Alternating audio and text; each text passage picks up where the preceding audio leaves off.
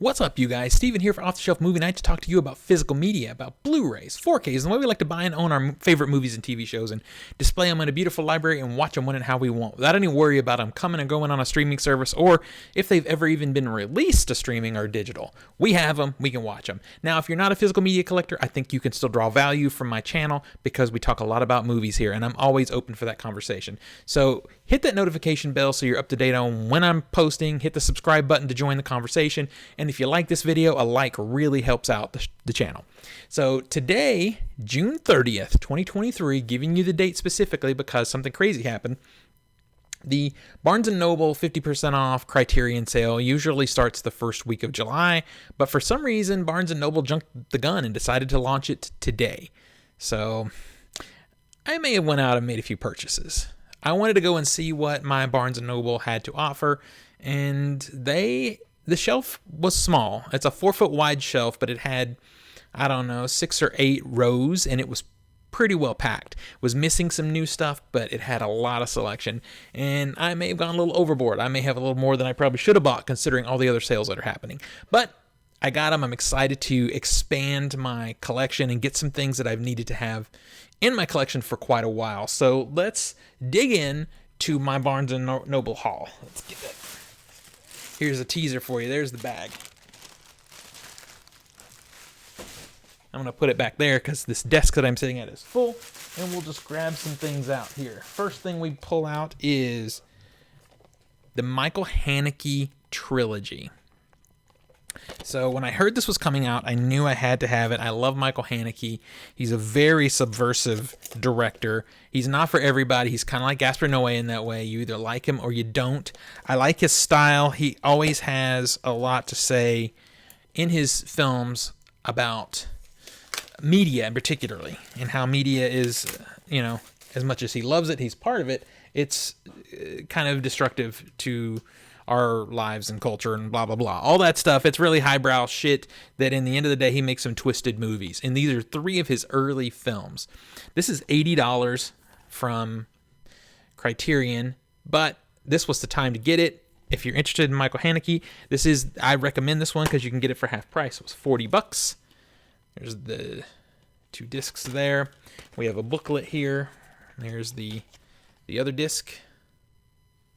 Sometimes we give Kino Lorber grief for no disc art, but, Criterion's been that way too for forever. So I don't know if there's anything in here photo-wise to see. Not a lot. It's mostly just the essays about these films, and that's fine because I'm coming into these pretty cold. I just love Michael Haneke, and even if I don't end up liking the film, one of the films in this set, I know there'll be some redeeming factor to it that I can take from it because I just love what he has to say. But there's write-ups here for each film, so I'm very excited to dig through that. I will be watching this sooner than later because since this was announced last year, this was one of my low-key most anticipated titles from Criterion. No one's talking about it, and that's fine. I don't care. I'm excited to have it. Let's have a little Starbucks here. Okay. Next up. Oh, all right. So we have Bottle Rocket. This is an older Wes Anderson film from the 90s. I'm excited to revisit this one. I haven't seen it in a long time. It has the Wilson brothers in here in one of Wes Anderson's earlier films. This is a style of Wes Anderson, this movie, that I kind of miss, I'm not going to lie, because as Wes Anderson has progressed as a filmmaker, he's become very much about the aesthetic. I saw Asteroid City, and if you want me to do a video review here on YouTube about Asteroid City, let me know. I'll do that, but you can see my thoughts on Asteroid City on my Letterboxd. But he has become aesthetic first, story second, and that makes me a little sad. This one does not have a lot of the signature aesthetics that you see in a movie like Asteroid City. This one is more quirky. I think this one is more relatable to Royal Tenenbaums than Asteroid City, and I am great with that. So it is a film about 3 friends who are gonna commit a robbery and go on the run. Well, things go wrong, as they do in Wes Anderson films. I think it's a very fun movie.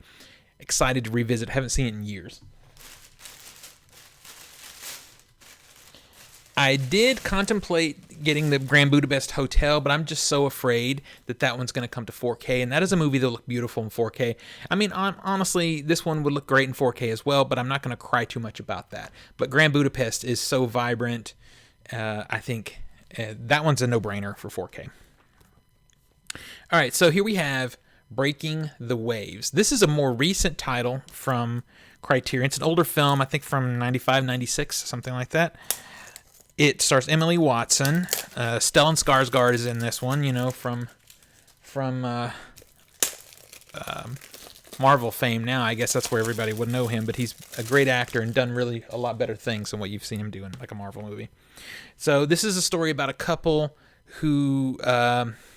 the husband gets in a car accident. The wife was supposed to be with him, but she was not. And she has guilt about that because he is paralyzed. But he loves her. He doesn't want her to I guess, lock down her life because he can't do certain things from her as a man. So he encourages her. He wants her to have sex with someone that's not him. And this is a great drama about grief and guilt and love. I highly recommend this. Emma Watson is so freaking good in this movie. All right, let's see what else we got. Yeah, they keep coming, you guys. Technically, that's 5 films we've got right there because one of them is a trilogy. All right, so we have Cure. So this is a horror suspense. It's kind of horror because it does have some grotesqueness to it. It's a Korean film. But I would call it more of a thriller, suspense type of thing. I don't want to say too much about this one because I don't want to spoil it. I think you should just go in cold to this one. If you like movies like Seven, that's probably something. It's not a similar story, but it's a similar aesthetic. It's a similar vibe, and very dark, foreboding kind of film. I had this on DVD many years ago. I think Tartan Palisades put it out, so I'm so happy to finally have this on Blu. My only disappointment is they didn't do a 4K. I think this movie deserved a 4K. I haven't been opening these up. What am I doing? I'll go back for you guys. So there's the inside there. Again, this one actually gives us some art. It's a newer release, so we're getting art. And we have a booklet here. And I'm so happy that it seems like Criterion is getting away from those fold-up things, those giant posters that they fold up like a book, because I never look at those. A booklet like this is much better. Oh, well, okay. They're still kind of doing it. I hate these brochure-y type of things. This is better. It's a little more, user-friendly, but it's still not what I would prefer, because you're still going to be folding this thing out. To read it, but there's a lot in there to read. I really want to read it, but I would have loved something, that respected this material just a little bit more with some photos and that kind of thing. But still, it's such a good movie. I can't complain too much because I'm happy that we actually have it on Blu-ray finally. And there's a little bit of something happening on the inside. Also, it's not reversible art. Criterion does not do that. So really quick. Let's go back here and open up Breaking the Waves. We had a little bit of paper left on there. So Breaking the Waves also, because it's a newer release, does have some art on the disc, which is cool. Always appreciated. And this is a substantial, thank you. This is an actual book. This doesn't get to the level of like an Arrow or a Second Sight type of book, but this is good. And it fits snugly inside. There's your boy Stellan Skarsgård right there. Yeah, there's extensive writing in here about this movie. And it's well-deserved because this movie is so good. It's so good. This was all the talk for many years, and then it kind of seems like it might have just faded in the last 15 years or so. I want to see if there's some good pictures of like Emily Watson in here. Most of the other pictures are very small. There you go.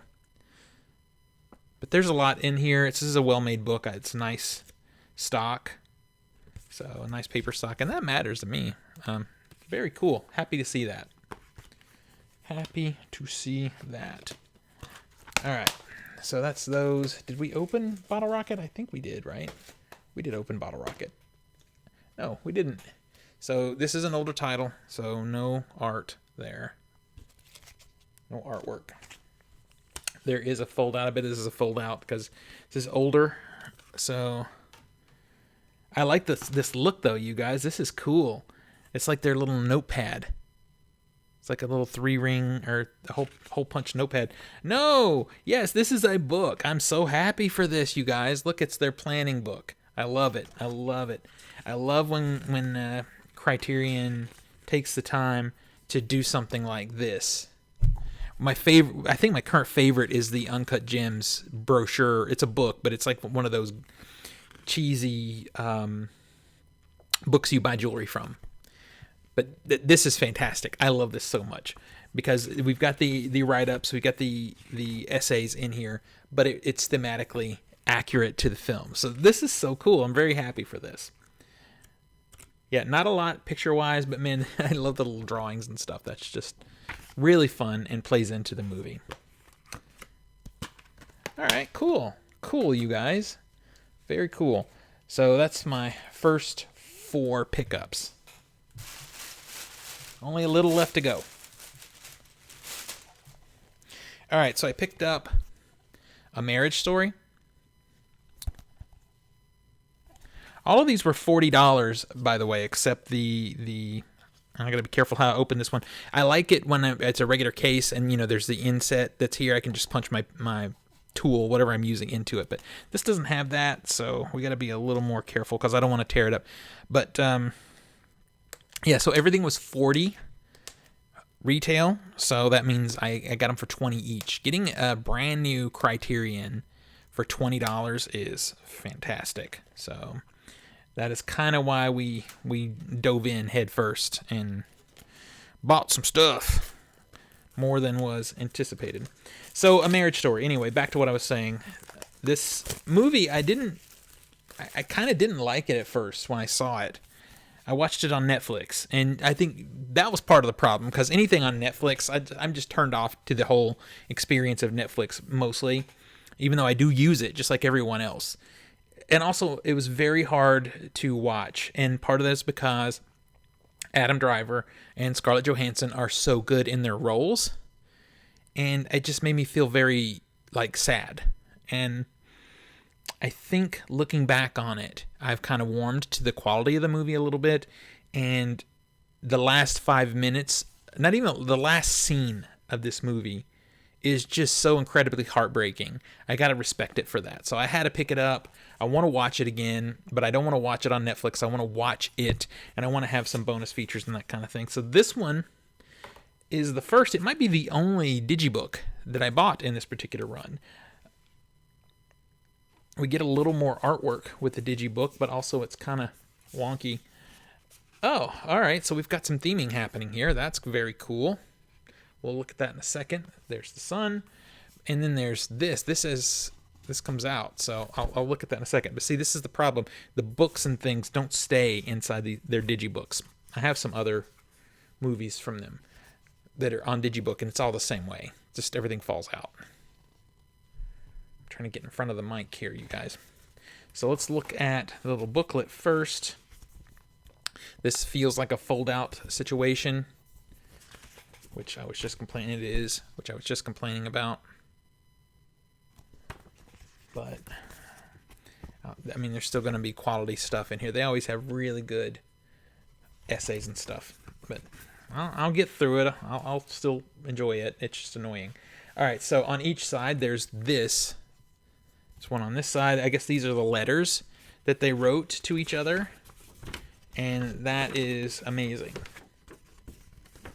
Yeah, see, here is... bumping the mic. This one...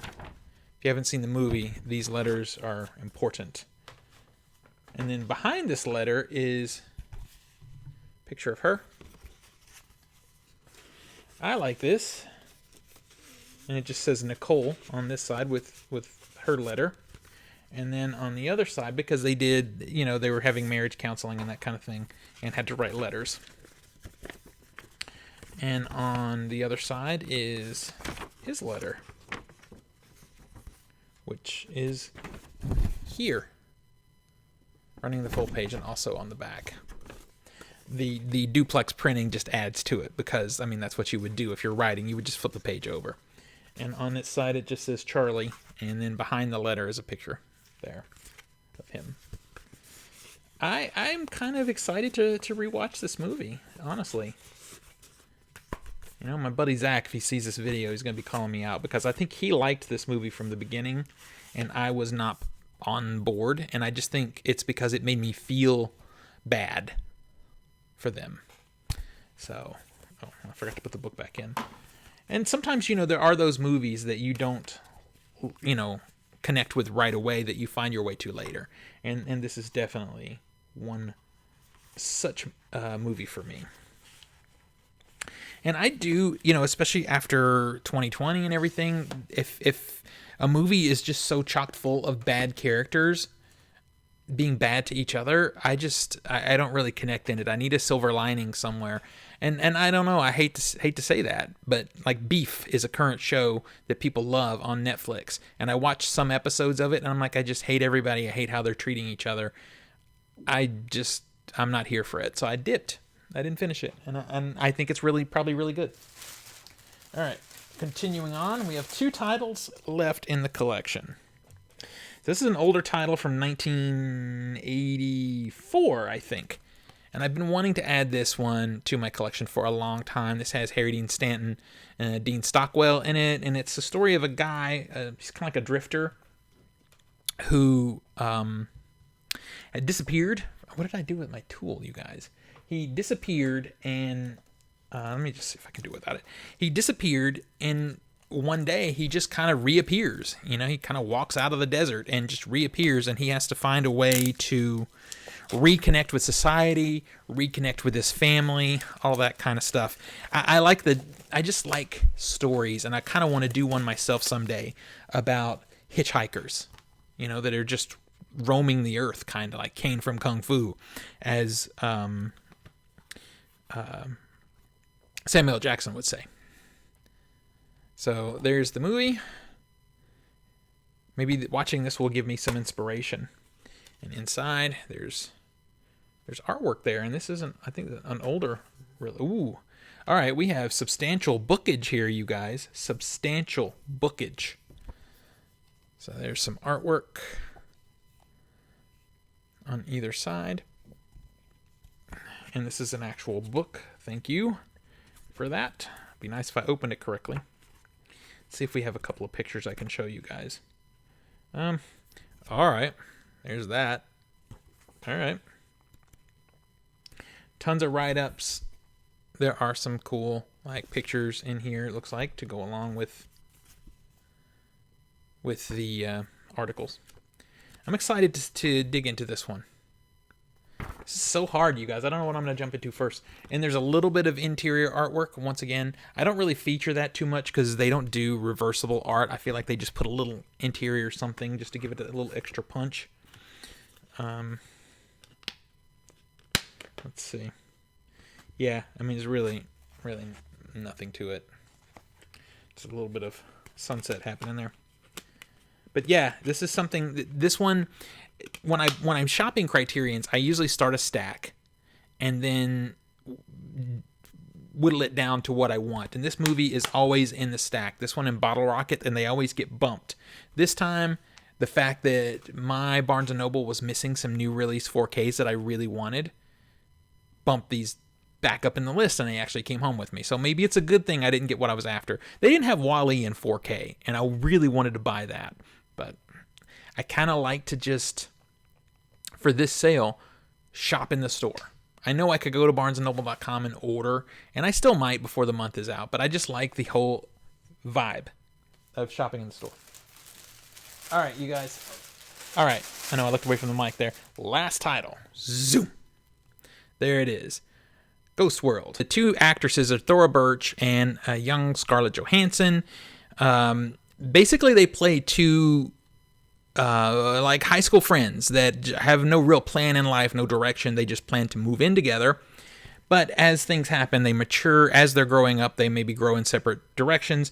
But it all coincides with a phone call they make to go on a date as a joke with someone who put an ad in the paper looking for that. And that's Steve Buscemi.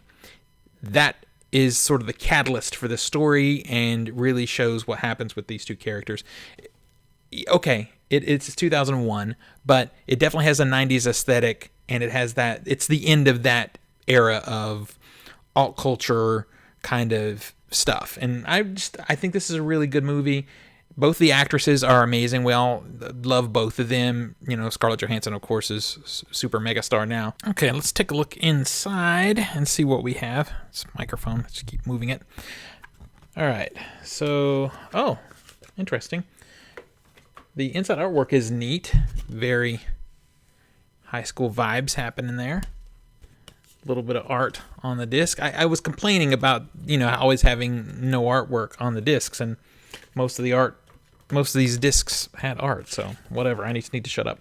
So this is really cool. I believe this was actually based on a comic book, a graphic novel, and we get this here. Really neat. It's a very small, I guess, sample. Now, I think this is going to be a little bit of a struggle to read, but still neat to have it. It's kind of cool. And then also inside, there is a book. And is it a real book? It is a real book, you guys. There's the book. It's pretty substantial. Quite a bit in here. And they continue this aesthetic with the pictures. But yeah, there's a lot of write-ups in here. Some neat pictures of the two of them. This is a super quirky movie, you guys. I think it's really fun, though. I think you guys would really enjoy it if you haven't seen it. And really neat now to see some young Scarlett Johansson, and honestly, one of the films that made her, because this was an indie darling. People loved this movie when it came out. Highly recommend this one. It's one that's kind of been in the indie circle for a lot of years, and I've always loved it, so I'm happy to finally have it in the collection. So there you go, guys. That's it.